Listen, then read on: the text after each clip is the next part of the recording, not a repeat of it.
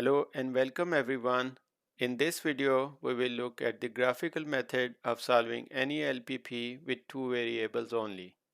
There are two different approaches for solving an LPP using the graphical method, and in this video, we will look at the extreme point approach. All the Python code used to generate figures and results for this presentation has been pushed to a GitHub repo, the link to which I will share in the video's description. I will also add the code used in other videos on my channel to GitHub in the coming days, and I will do so video by video. Please subscribe to my channel to see the previously uploaded mathematics videos and also for more videos that I continuously upload to my channel. We will use the furniture factory problem similar to the one we discussed in the previous video, wherein the objective was to maximize the total revenue generated by the production of chairs and tables. We are given the resource constraints that are specified by these two inequalities. In the step 1 of the extreme point approach, we draw an x1, x2 plane and select this set of points satisfying the non-negative restrictions of the given LPP. As we can see, all these points in the set of feasible solutions lie in the first quadrant of the x1, x2 plane. In step 2, we draw all constraints in the x1, x2 plane and identify the common region.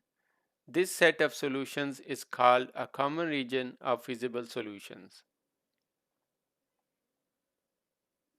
We plot the constraint 1 as a line and we use the xy intercepts to find 2 points and then connect these 2 points to draw the line. The line represents the equality constraint, whereas we have less than or equal to in our inequality.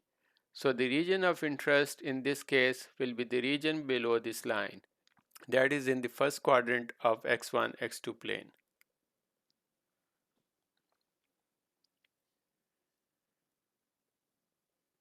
Similarly, using the x and y intercepts, we can draw constraint 2 and identify the region of interest based on this constraint.